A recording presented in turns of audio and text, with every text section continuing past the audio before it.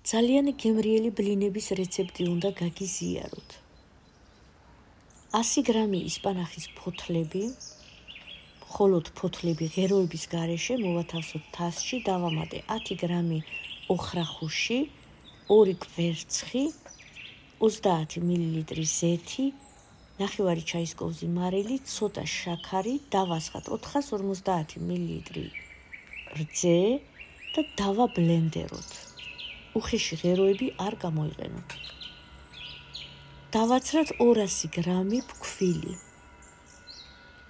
კარგად შევურიოთ ფქვილი, ერთგვაროვანი თხელი ცომი უნდა მივიღოთ.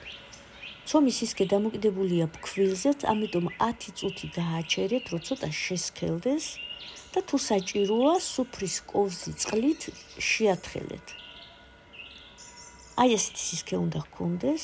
დავასხათ გაცხელებულ ტაფაზე, ცხიმის გარეშე, თუ ახალი ტაფა გაქვთ, ცოტა ცხიმი გადაუსვის სამზარეულოს ქაღალდით და ნელ ცეცხლზე უნდა შეწვათ. სამხარეს რომ მოშრება, ამოატრიალეთ, მეორე მხარესაც შეწვით და უნდა მივიღოთ აი ასეთი ბლინები.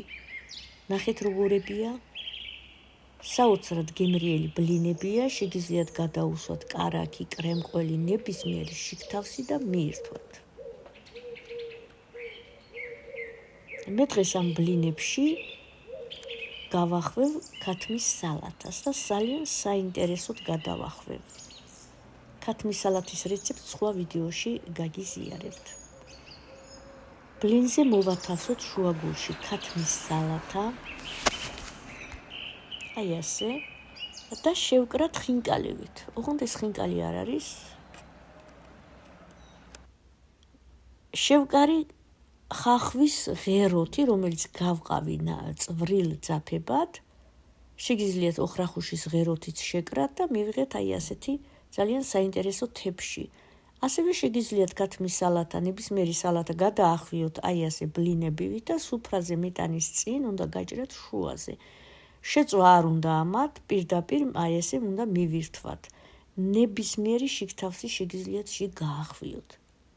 ძეხვეული, თევზეული და აი ასე პირდაპირ უნდა მივიტანოთ სუფრაზე. ძალიან გემრიელი ბლინები გამოდის, აუცილებლად სცადეთ.